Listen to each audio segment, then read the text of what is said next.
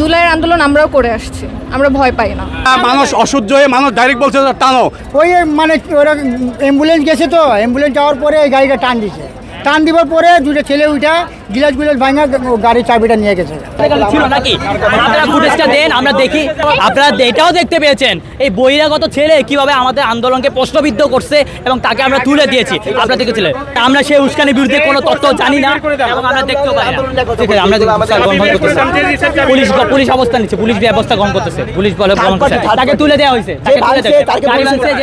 ভিতরে তুলে নিয়ে গেছে পুলিশ। আমি কথা আমি বলে এসেছি, পুলিশ আমাকে বলতেছে দেখতেছে। গায়ে হাত তোলা, ওনার চাবি নিয়ে গাড়িটা কেন ভাঙচুর করবে? শিক্ষার্থীরা তো কখনো গাড়ি ভাঙচুর করতে পারে না, শিক্ষার্থীরা তো সন্ত্রাসী হতে পারে। গাড়ি ভাঙার কারণ কি?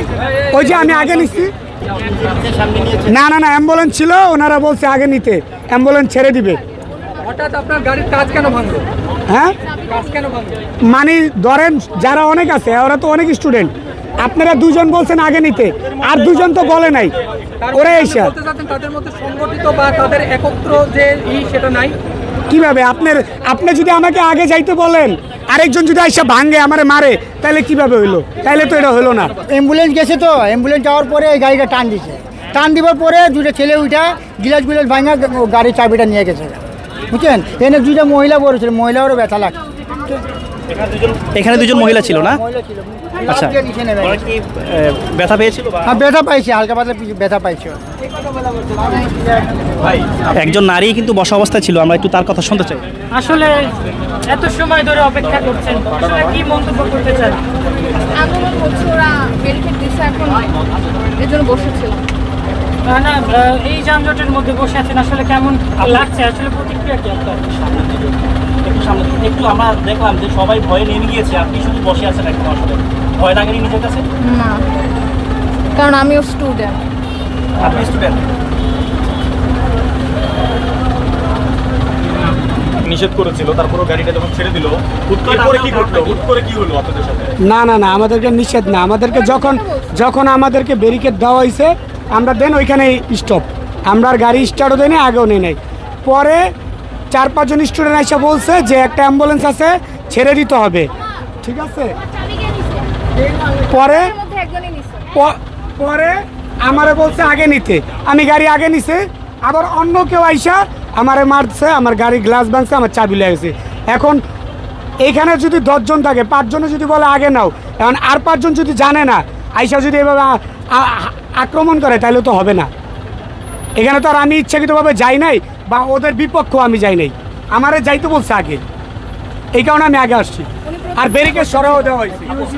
উনি প্রথম থেকেই বসেছিল, আমি ইনস্টন এখানে বসেছিলাম। আরো অনেক নারীরা ছিল এখানে গাড়িতে, সেখানে নারীরা ভয়ে নেমে গিয়েছে। আপনার কি না, কারণ জুলাইয়ের আন্দোলন আমরাও করে আসছি, আমরা ভয় পাই না। প্রথমে হচ্ছে আমরা 8টার দিকে এরকম যাচ্ছিলাম, তখন হচ্ছে ব্যারিকেড দিয়ে দিছে, তো তখন থেকে উনি বসেছিল। পরে পিছনে একটা অ্যাম্বুলেন্স ছিল, তো এটার জন্য বলছে যে ব্যারিকেড সরাই দিতে, ওই অ্যাম্বুলেন্সটাকে যেতে দিতে। এখন অ্যাম্বুলেন্সটা তো পিছনে, এর জন্য তো সামনের গাড়িগুলোকেও যেতে দিতে হবে। তো ওনাকে বলছে সামনে নিতে, উনি যাচ্ছিল। কয়েকজন এসে উঠছে, ওনার মাথায় থাপ্পড় মারছে, চাবি নিছে, তারপর পিছনে গিয়ে গ্লাসে লাথি মেরে তারপর বের হয়ে চলে গেছে। কালো শার্ট পরা একটা ছেলে। যখন ওই ব্যারিকেড সরাই দেওয়ার পর উনি যাচ্ছিল, তখন হচ্ছে ওনার মাথায় থাপ্পড় মেরে চাবিটা নিয়ে গেছে, নিয়ে ওখানে লাথি মেরে তারপর বের হয়ে গেছে। মানুষ কতক্ষণ অপেক্ষা করবে বলেন? এটা কেমন নোংরা আন্দোলন? এটা তো সম্পূর্ণ নোংরা আন্দোলন। এই যে আপনারা দেখেন, এই যে এরা হুট করে এসে কি করলো, গাড়িটা ধীর গতিতে যাচ্ছে, কয়েকটা গাড়ি গেছে, এটা দাও, এরা এসে এই যে গ্লাসগুলা ধাম করে ভেঙে দিল। যাত্রীরা পুরো আতঙ্ক হয়ে গেল। এরা কয়েকজন উঠে গেল উপরে, উঠে হেই হাম ধাম করে কি করলো, গ্লাস ভেঙে টেঙে যাত্রীরা ভয়ে আতঙ্ক নামছে। এটা কি কোনো আন্দোলনের চিত্র? এটা মানুষ অসহ্য হয়ে মানুষ ডাইরেক্ট বলছে টানো, অ্যাম্বুলেন্স যাচ্ছে, এর প্রেক্ষিতে ড্রাইভারও ওই প্রেক্ষিতে চলে যাচ্ছে। চলে যাওয়ার পরে এরা হুড় করে এসে গাড়ির উপরে বাইরে থেকে দাম করে গ্লাস ভেঙছে। তাহলে এটা কি আন্দোলন বলে? এটা এইদেরকে কারা ব্যবহার করতেছে? এই ছাত্রগুলারে, এই বাচ্চাগুলারকে। এরা তো আসলে এরা তো রাজনীতির বয়স এখনো হয় না, আন্দোলন করার কি সিস্টেম সেটা এখনো বোঝে নাই। কিন্তু এদেরকে আমার মনে হয় এদেরকে কেউ ইন্ধন দিচ্ছে দেশটাকে একটা অস্থিরতাশীল করার জন্য। তাছাড়া এটাকে আন্দোলন বলে না। যদি আন্দোলনে তাদের দাবিয়ে থাকে, তাইলে সংসদে তাদের কিছু ব্যক্তি যাক, তাদের যারা আছে সিনিয়ররা তারা গিয়ে মাননীয় প্রধানমন্ত্রীর সাথে আলাপ করক যে আমাদের এই দাবিগুলো আপনারা মানেন। উনিও বিচক্ষণ মাননীয় প্রধানমন্ত্রী, আমার বিশ্বাস উনি তাদের দাবিগুলো মেনে নেবে। কিন্তু এটা না করে তারা সড়ক অবরোধ, তাহলে এটা কিসের আন্দোলন? এটা কোনো আন্দোলন না।